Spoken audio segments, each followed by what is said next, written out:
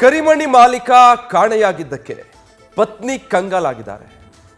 ಪತಿಯನ್ನ 1 ವರ್ಷದಿಂದ ಪತ್ನಿ ಹುಡುಕ್ತಾ ಇದ್ದಾರೆ. ಬೆಂಗಳೂರಲ್ಲಿ ನೆಲೆಸಿದ್ದಂತಹ ಯಾದಗಿರಿ ಮೂಲದ ದಂಪತಿ ಇವರು. ಆನೇಕಲ್ನಿಂದ ಈ ಮಾರುತಿ ಎಂಬಾತ ನಾಪತ್ತೆಯಾಗಿದ್ದಾರೆ. ಆನೇಕಲ್ನ KSRTCಯಲ್ಲಿ ಮೆಕ್ಯಾನಿಕ್ ಆಗಿದ್ರು ಈ ವ್ಯಕ್ತಿ. ಮಾರುತಿಯನ್ನ ಹುಡುಕಿಕೊಡಿ ಅಂತ ಸಂಧ್ಯಾ ದೂರು ಕೊಟ್ಟಿದ್ದಾರೆ. ಯಾದಗಿರಿಯಲ್ಲಿ ಮಾರುತಿಯ ಪತ್ನಿ ದೂರು ದಾಖಲಿಸಿದ್ದಾರೆ.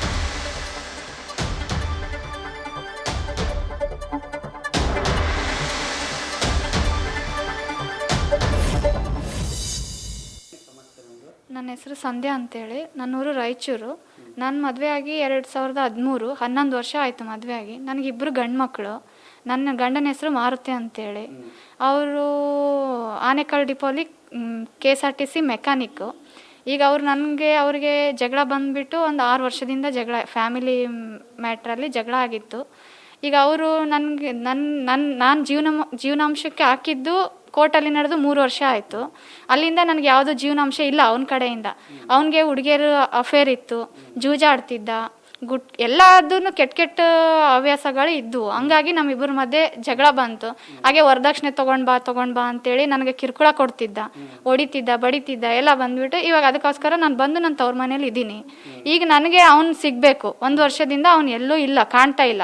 ಕೋರ್ಟ್ ವಾರೆಂಟ್ ಆಗಿದೆ, ಆದ್ರೂ ನನಗೆ ಎಲ್ಲಿ ನ್ಯಾಯ ಸಿಕ್ಕಿಲ್ಲ.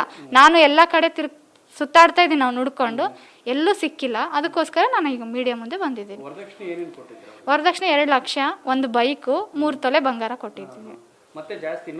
ಮತ್ತೆ ತಗೊಂಡ್ ಬಾ, ನನಗೆ ಆಗ್ತಾ ಇಲ್ಲ ಅಂದ್ರೆ ಅವ್ನು ಬೆಟ್ಟಿಂಗ್ ಆಡ್ತಾ ಇದ್ದ, ಕ್ರಿಕೆಟ್ ಬೆಟ್ಟಿಂಗು. ಅದು ನನಗೆ ದುಡ್ಡು ತಗೊಂಡ್ ಬಾ ಅಂತೇಳಿ ನನಗೆ ಟಾರ್ಚರ್ ಕೊಡ್ತಾ ಇದ್ದ.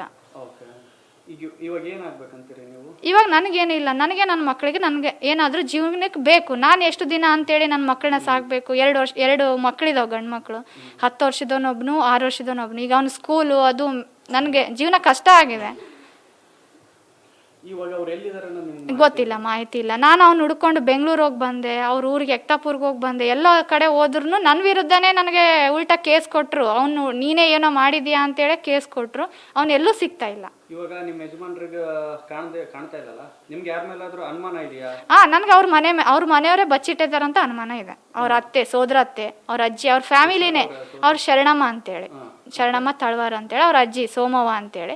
ಒಟ್ಟು ಅವನಿಗೆ ಸಪೋರ್ಟ್ ಇರೋದು ಅವ್ರ ಮನೆಯವರೇ. ಈಗ ಅವ್ನು ಕಾಣದೇ ಇರಂಗ್ ಮಾಡಿರೋದು ಅವ್ರ ಮನೆಯವರೇ.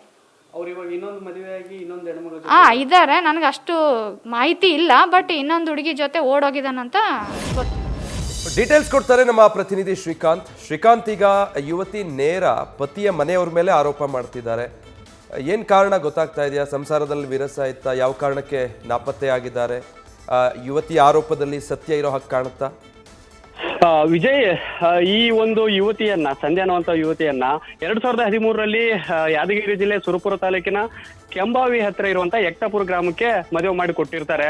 ಆದ್ರೆ ಸುಖ ಸಂಸಾರ 3 ವರ್ಷ ಮಾತ್ರ ಚೆನ್ನಾಗಿರ್ತಾರೆ. ತದನಂತರದಲ್ಲಿ ಈಕೆಯ ಪತಿ ಇದನ್ನಲ್ಲ, ಮಾರುತಿ ಅನ್ನುವಂಥವನು ಕಂಪ್ಲೀಟ್ ಆಗಿ ಕ್ರಿಕೆಟ್ ಬೆಟ್ಟಿಂಗ್ ದಂಧೆ, ಇನ್ನಿತರ ಹುಡುಗಿಯರ ಸಂಪರ್ಕದಿಂದಾಗಿ ಬಹಳಷ್ಟು ಹಾಳಾಗೋಗಿರ್ತಾನೆ. ಇದನ್ನ ಹೆಂಡತಿ ವಿರೋಧಿಸ್ತಾಳೆ. ಯಾವುದೇ ಕಾರಣಕ್ಕೂ ಈ ರೀತಿಯಾಗಿರ್ತಕ್ಕಂಥ ಕೆಲಸ ಮಾಡಬೇಡಿ ಅನ್ನುವಂಥದ್ದು. ಅದಾದ್ಮೇಲೆ ಈ ಒಬ್ಬ ಮಾರುತಿ ಅನ್ನುವಂಥದ್ದು ಇದನ್ನಲ್ಲ, ಅವನು ಬೆಂಗಳೂರಿನ ಆನೇಕಲ್ ಗ್ರಾಮ ಪಕ್ಕದಲ್ಲಿರುವಂತಹ KSRTCಯಲ್ಲಿ ಮೆಕ್ಯಾನಿಕ್ ಆಗಿ ಕೆಲಸ ಮಾಡ್ತಾ ಇರ್ತಾನೆ. ಇವ್ರು ಅಲ್ಲೇ ಶಿಫ್ಟ್ ಆಗಿ ಸಂಸಾರದ ಮಾಡ್ತಾ ಇರ್ತಾರೆ. ಆದರೆ ಈ ಒಂದು ಕ್ರಿಕೆಟ್ ಬೆಟ್ಟಿಂಗ್ ಅದಾದ್ಮೇಲೆ ಹುಡುಗಿಯರ ಸವಾಸ ಇದೆಯಲ್ಲ, ಅತಿಯಾದ ಪ್ರಮಾಣದಲ್ಲಿ ಮಿತಿ ಮೀರಿದ ನಂತರ ಹೆಂಡತಿಗೆ ಕಿರುಕುಳ ಕೊಡ್ತಾನೆ. ನೀನು ವರದಕ್ಷಿಣೆ ತಗೊಂಬಾ, ಕ್ರಿಕೆಟ್ ಬೆಟ್ಟಿಂಗ್ ಆಡ್ತಾನೆ, ಸಾಲಗಳಾಗ್ತದಲ್ಲ, ಸಾಲವನ್ನ ತೀರಿಸಬೇಕಾಗಿರ್ತದೆ. ಸ್ಯಾಲ್ರಿಯಿಂದಾಗಿ ಇವೆಲ್ಲವನ್ನ ನಿಭಾಯಿಸ್ಲಿಕ್ಕೆ ಆಗೋದಿಲ್ಲ. ಸೊ ಹಾಗಾಗಿ ಹೆಂಡತಿ ಹತ್ರ ಏನು ವರದಕ್ಷಿಣೆಗೆ ಕಿರುಕುಳ ಕೊಡ್ತಾನೆ. ಇದೆಲ್ಲರಿಂದ ಬೇಸತ್ತಿರ್ತಕ್ಕಂಥ ಹೆಂಡತಿ ಏನ್ ತಂದೆ ಇದ್ದಾರೆ, ಅವರು ರಾಯಚೂರಿನವರಾಗಿರ್ತಾರೆ. ರಾಯಚೂರಿಗೆ ಅವರ ತಂದೆಯ ಮನೆಗೆ ಬಂದು ಇಲ್ಲೇ ಇರ್ತಾರೆ. ಇವ್ರಿಗೆ 2 ಮಕ್ಕಳಿದ್ದಾರೆ. 10 ವರ್ಷದೊಬ್ಬನು, 5 ವರ್ಷದೊಬ್ಬನು ಶಾಲೆಗೆ ಹೋಗ್ತಾ ಇದ್ದಾರೆ. ಈ ಸಂಸಾರ 1 ವರ್ಷದಿಂದನೂ ಸಹ ಗಂಡನಿಂದ ಸಂಪರ್ಕದಿಂದ ಬಹಳ ದೂರ ಇದ್ದಾರೆ. ಆದರೆ ಇವರಿಗೆ ಜೀವನಾಂಶ ಬೇಕಾಗ್ತದಲ್ಲ, ಮಕ್ಕಳನ್ನ ಮಕ್ಕಳನ್ನ ಶಾಲೆ ಓದಿಸ್ಬೇಕಾಗ್ತದೆ, ಇವ್ರನ್ನು ಜೀವನಾಂಶ ನಡೆಸ್ಬೇಕಾಗ್ತದಲ್ಲ. ಸೊ ಹಾಗಾಗಿನೇ ನಮ್ಗೆ ಏನಾದ್ರೂ ಜೀವನಾಂಶಕ್ಕೆ ಏನಾದ್ರೂ ದುಡ್ಡು ಕೊಡಿ ಅಂತ ಹೇಳಿ ಕೋರ್ಟ್ಗೆ ಮೊರೆ ಹೋಗಿರ್ತಾರೆ. 1 ವರ್ಷದಿಂದನೂ ಕೇಸ್ ನಡೀತಾ ಇದೆ. ಆದ್ರೆ ಈವರೆಗೂ ವಾರೆಂಟ್ ಇಶ್ಯೂ ಆದ್ರೂ ಈಕೆಯ ಪತಿ ಎಲ್ಲಿದ್ದಾನೆ ಅನ್ನುವಂಥದ್ದು ಗೊತ್ತಾಗ್ತಾ ಇಲ್ಲ. ಸೊ ಹಾಗಾಗಿನೇ 1 ವರ್ಷದಿಂದನೂ ಈಕೆ ಬೆಂಗಳೂರಿನ ಆನೇಕಲ್ಲೂ ಹೋಗಿ ಬಂದ್ರು, ಇಲ್ಲಿ ಸುರಪುರ ಹತ್ರನೂ ಹೋಗಿ ಬಂದ್ರು.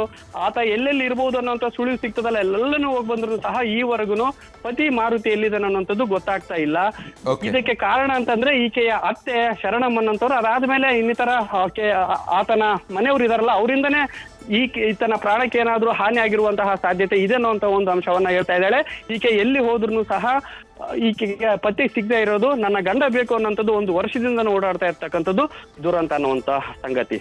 Vijay, thank you Srikanth. News first ನಿರ್ಭೀತಿಯಿಂದ ನಿಮ್ಮ ಪರವಾಗಿ.